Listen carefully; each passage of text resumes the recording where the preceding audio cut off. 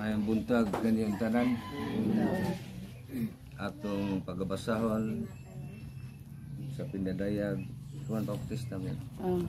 Gikan ni Juan Bautista, Pindadayag niya sa giuluhan o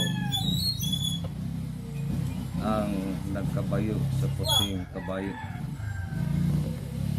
Atong hatagan o igong panghula-hula, igong pagsabot kung unsay ang sabot hamton sa mensahe sa Pinadayag gikan San Juan Bautista. Una akong basahon. Unya nakita ko nga naabli ang langit. Ug didto may puting kabayo ang nagkabayo niini ginganlan kasaligan o matuod ug diha sa katarong naghukom ug siya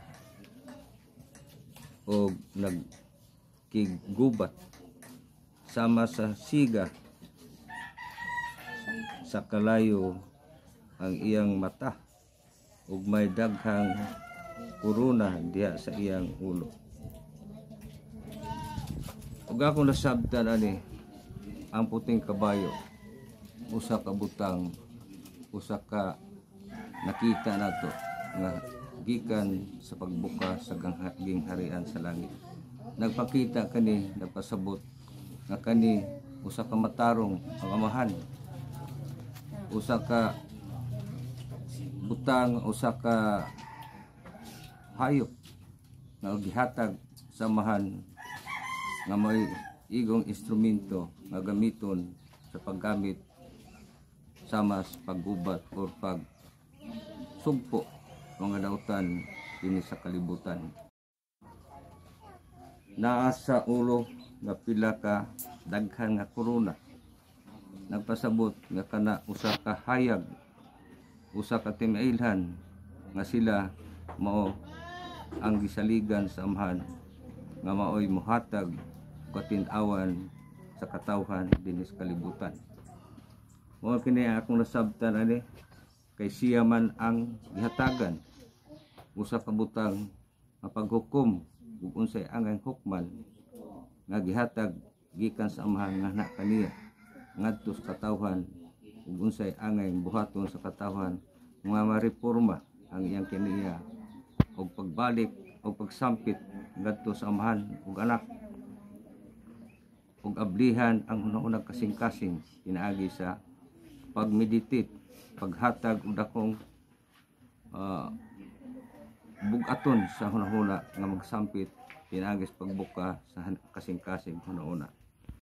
Kaniya nga ngalan ug siya lamang ang nakaila niini.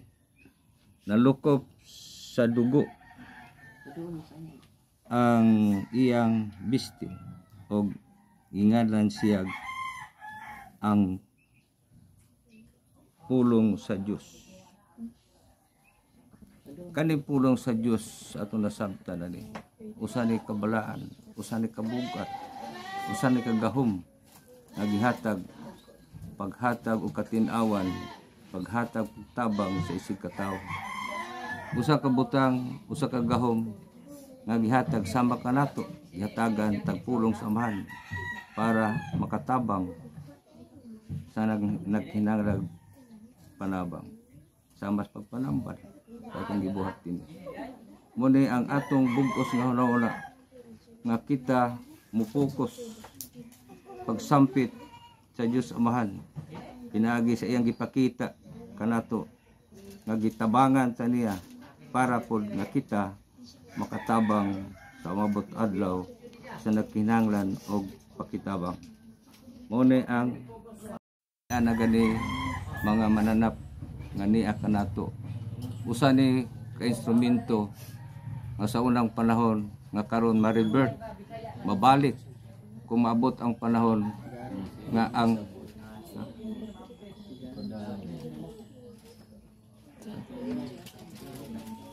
ma-revert kay ang atong gibuhat karon usa ni nabuhat sa unang panahon.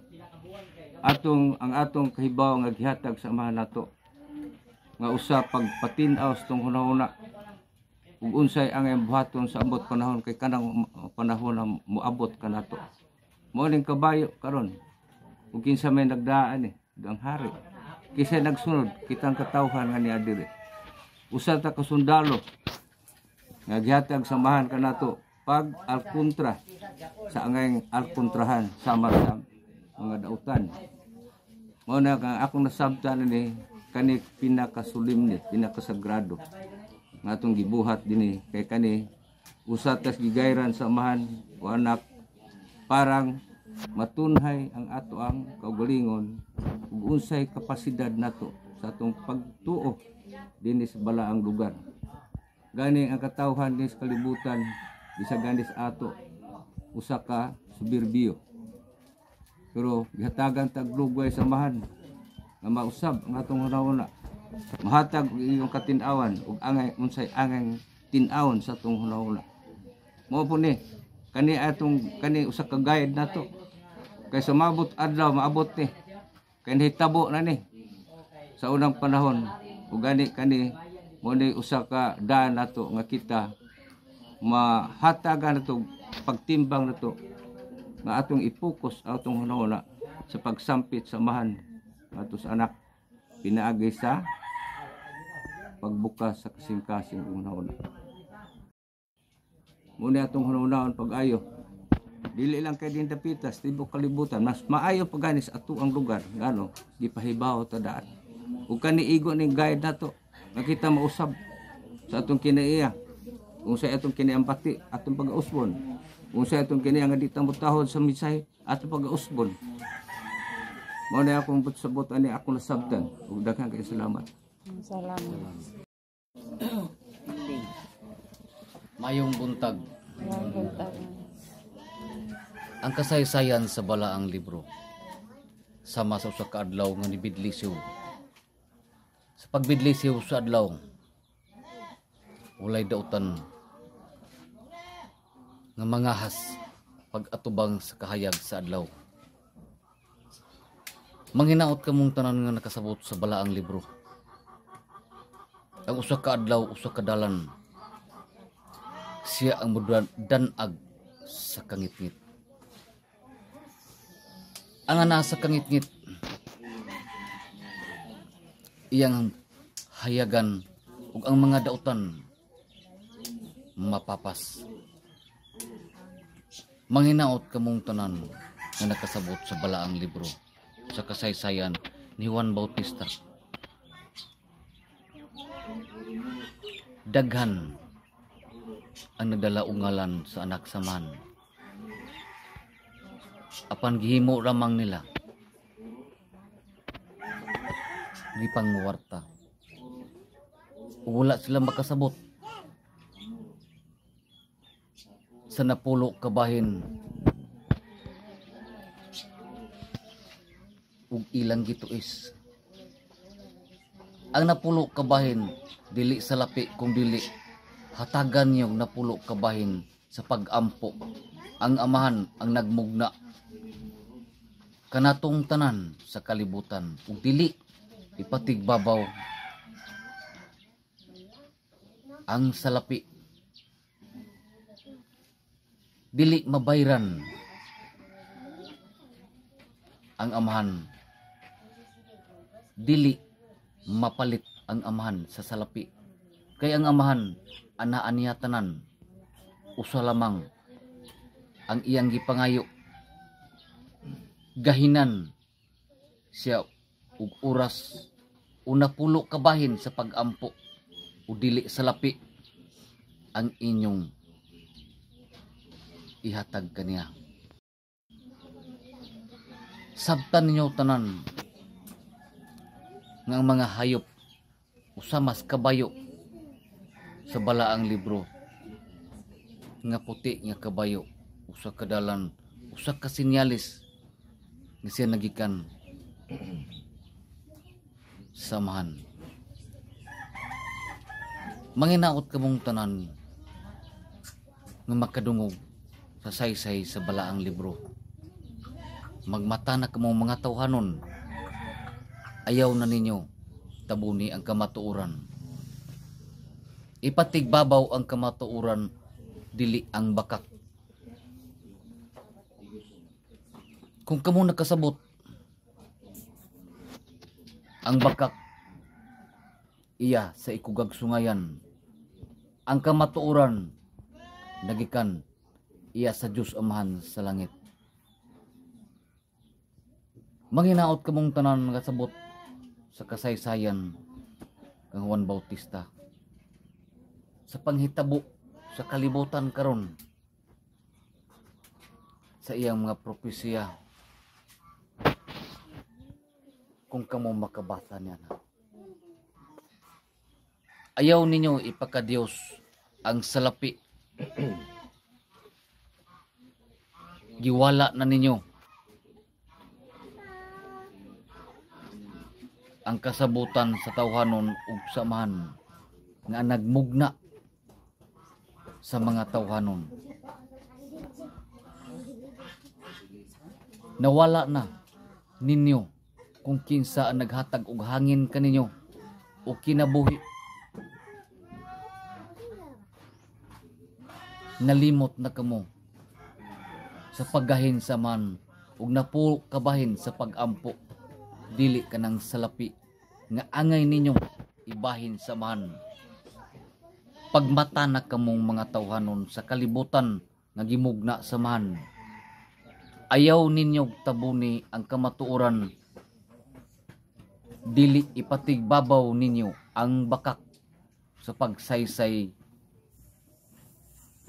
Manghinaot kamong tanan makasabot. Ang kabataan alaot sa namatan lagkayag ug gisaysayan sa bakak nga kasaysayan. Manghinaot kamong tanan nagimugna sa man, magmata na kamo. Sabtan ninyo tanan nga ang mga hayop usa mas kabayo sa balaang libro, nga puti nga kabayo usa kadalan, usa ka sinyalis nga siya nagikan samahan. Manghinaot kamong tanan nga makadungog sa saysay sa balaang libro. Magmata na kamong mga tawhanon, ayaw na ninyo tabuni ang kamatuoran. Ipatigbabaw ang kamatuoran, dili ang bakak. Kung kamo nakasabot, ang bakak iya sa ikugag sungayan, ang kamatuoran nagikan iya sa Diyos Amahan sa langit. Manghinaot kamong tanan nga sabot sa kasaysayan kang Juan Bautista, sa panghitabo sa kalibutan karon, sa iyang mga propesya, kung kamo makabasa niya na. Ayaw ninyo ipakadiyos ang salapi. Giwala na ninyo ang kasabutan sa tawhanon ug samahan nga nagmugna sa mga tawhanon. Nawala na ninyo kung kinsa ang naghatag og hangin kaninyo o kinabuhi. Nalimot na kamo sa paggahin sa man ug napulo kabahin sa pagampo, dili kanang salapi nga angay ninyo ibahin sa man. Pagmata na kamong mga tawhanon sa kalibutan nga gimugna sa man, ayaw ninyo tabuni ang kamatuoran, dili ipatigbabaw ninyo ang bakak sa pagsaysay. Manghinaot kamong tanan makasabot. ang kabataan alaot sa namatan lagkayag ug gisaysayan sa bakak nga kasaysayan. Manghinaot kamong tanan nagimugna sa man magmata na kamo. Hinumdumi kanunay ang dautan moabot og maghari. Manghinaot kamo makasabot siya mo'y sama sa anak sa man ug siya mulakaw sa tubig ug ang mga tawhanon malingla. Manghinaot kamong tanan makasabot sa pagkanaog sa Antikriste. Manghinaot kamong tanan nga makadungog. Ablihan na ninyo ang inyong hunahuna ug kasing-kasing ug dili ninyo ibaliwala ug dili ninyo ipatigbabaw ang inyong pagkatawhanon. Paklian na ninyo ang balaang libro ug anaa mabasa ninyo ang tanan nga kasaysayan sa panghitabo karon sa kalibutan. Makita na ninyo ang mga panghitabo. Manghinaot kamong tanan dili malimot sa pagtawag sa ngalan sa Diyos Aman sa langit. Salamat. Salamat malam.